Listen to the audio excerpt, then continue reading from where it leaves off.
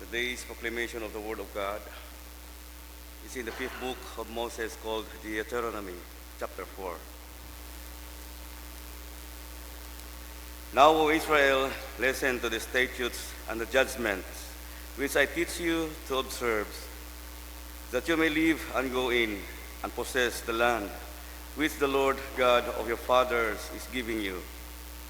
Surely I have taught you statutes and judgments, just as the Lord my God commanded me, that you should act according to them in the land which you go to possess. Therefore be careful to observe them, for this is your wisdom and your understanding in the sight of the peoples who will hear all these statutes and say, surely this great nation is a wise and understanding people. For what great nation is there that it has God so near to it, as the Lord our God is to us, for whatever reason we may call upon him? And what great nation is there that has such statutes and righteous judgment as are in all this law, which I set before you this day? Only take heed to yourself, and diligently keep yourself, lest you forget the things your eyes have seen, and lest they depart from your heart all the days of your life, and teach them to your children and your grandchildren. The word of the Lord. Please stand for our responsorial psalm in Psalm 147. Our response, praise the Lord, O Jerusalem. Together, praise the Lord, Jerusalem. Praise the Lord, O Jerusalem. Praise your God, O Zion. For he has strengthened the bars of your gates. He has blessed your children within you. Response. He sends out his command to the earth. His word runs very swiftly. He gives snow like wool. He scatters the frost like ashes. Response. He declares his word to Jacob, his statutes and his judgment to Israel. He does not deal thus with any nation, and as for his judgment, they have not known them. Response. Glory be to the Father, and to the Son, and to the Holy Spirit.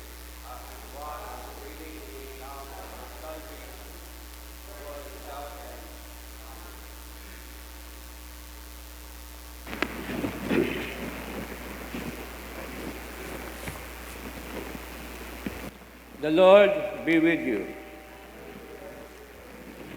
The Holy Gospel of our Lord Jesus Christ according to St. Matthew, chapter 5. Glory to you, Lord Jesus Christ.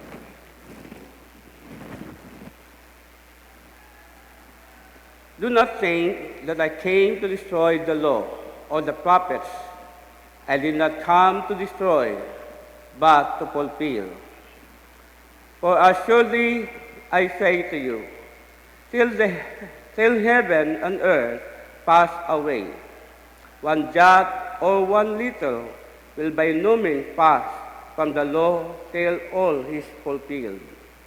Whoever therefore breaks one of the less of these commandments and teaches men so shall be called less in the kingdom of heaven. But whoever does and teaches them, it shall be called great in the kingdom of heaven. The Gospel of the Lord. Please be seated. Sa aton nga Gospel, sa St. Matthew, chapter 5, verse 17 to 19. So atong Ginoong Hesus nagtulo na hanungod sa isang kasuguan. Ano ginatawag nga kasuguan? Yung kasuguan, ginapakita katon para sundan. Agupton it mayado pamaagi Diyos sa aton niya kabuhi.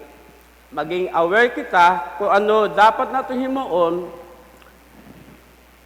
kung himuon ba naton da o hindi. Dahil kung himuon naton to kasuguan atong Ginoong Hesus sa aton kabuhi para sa aton niya ikamayad. Amen. Diyon resulta kung sundon naton. Do kasugan ni Dios sa atong kabuhi, agdaya mabato naton, do resulta. Ngani, kung mapansin naton, sa atong gospel, sa atong Ginoong Hesus nagabot para ipathag sa kasuguan sa mga eskriba ag sa mga pariseo. Aman, dahil para sa mga pariseo ag eskriba ay sanda ruging tugyan ikasuguan ni Moises, pero pag abot ni Jesus ay wa sanda nagapati. Dahil pakanda sanda ging tugyan.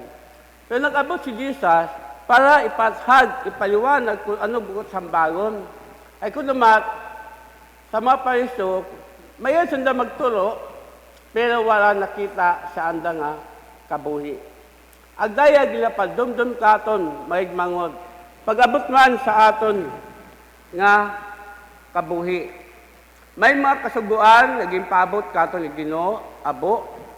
Ang marumami kasuguan man, pabot it gobyerno. Naging padumdum kita, kung sundon ba naton o hindi. Ngani, kung naman, sa atong kabuhi, di mawala, nagayapas kita. Amen? Halimbawa, sa gobyerno, paghambang no parking, amang yung background experience ko na bin. One time, hay, gabakay ako bahog pagkaon sa amon yun nga ko rin, problema ko naman ako, kung ano, pagkaon ka na, pati ayam, gasalo man. Hay, siyempre mga iyo man, pero may sign no parking. Aba ko, mga iyo man, makondukap, nga konto ay, iya malamakon sa kilid, una mo lang sa rosa, sa Toteng Reyes. Hay, may nagapit, ay, nakita ko tarokap, nagapit kakon, Sir, good morning. Bili, mga parking. Pero sa inakon niya, bawal mag-parking. Ganyan lang ako gabakay mo ko na kayo. Pagkaon sa kuring. Ay, sige, madali, umala. Pero sa isip ay, bawal talaga. Ay, kung namatay, makaon ba kita kung naman sa atong kabuhi? Nga, nagayapas ba kita kasuguan ito gobyerno? Pero, at least, nagagaong ka. Iba kita kung wakag giyaong, no? Ay, naman sa kasuguan ni Diyos, ginpadondon kita. Hayod naton, nga abo mga kasuguan, ginpabot katon Ginoo, sabigid sa anang 10 commandments, agdaywaw na ligin katon sa bagong tipan, pero kung naman, ligin mawala, ligayapas kita. Pero, ginpadondon ka Ginoo, nga habang buhi kita ya sa babaw kalibutan, lo kasuguan ni Diyos, kato makaron ag sa parabuton, wa gabag-o. Amen? Agdaya ginapadomdom katon it Ginoo, agdapat aton da nga ikabuhi. Na kung siim, ay daya magataw katon it malaming nga resulta. Kung makita naton sa ating baso sa unang reading sa Deuteronomy chapter 4, na kung aton tauan ishayga, ito pangod do kasuguan ni Diyos, abay ito sa verse 1, yawig daton nga kabuhi ang mabato naton do resulta agabay na bukod yamang doon kung aton tauan at papangod sa atong kabuhi minsay Diyos raanan nga kasuguan ay dapat aton manda nga ika-apply sa iba sabigid sa ato maunga ay kung magtaliwan kita sino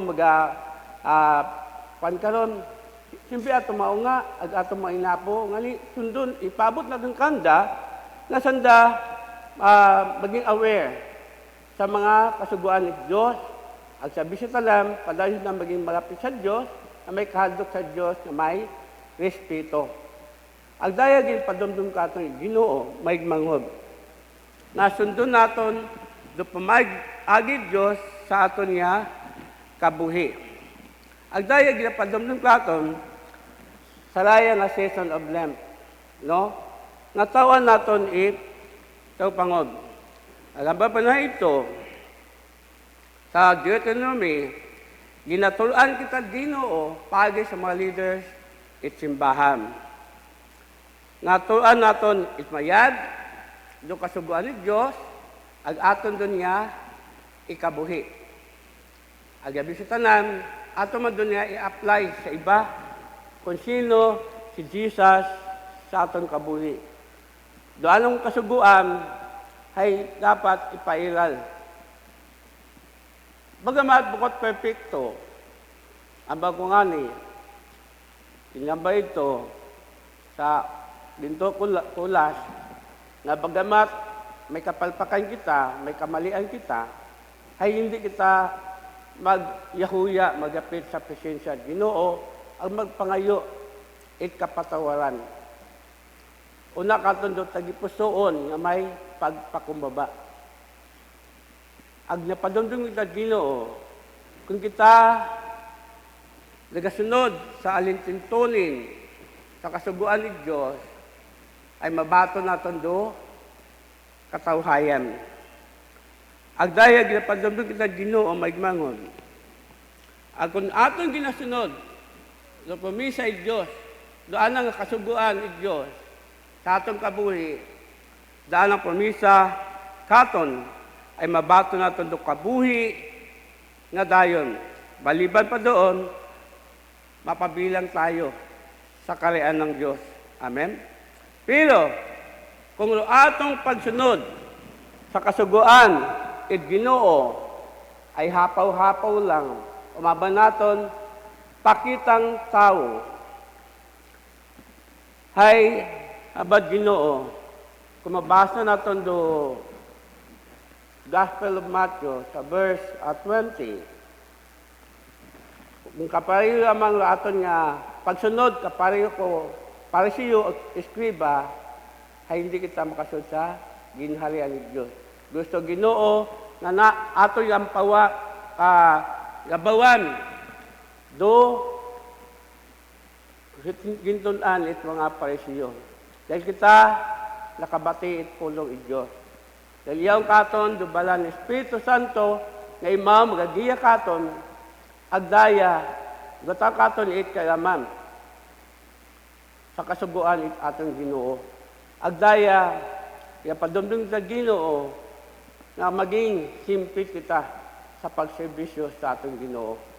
Dahil waman kita agtunan, pag-abot it time, pag-abot it judgment ko atong Ginoo, ay pangutanon kita. Di ba?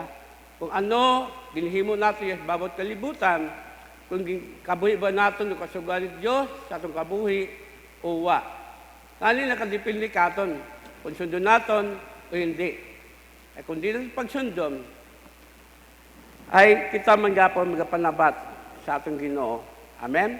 Agdaya, pagpadumdum katon, maigmanghod.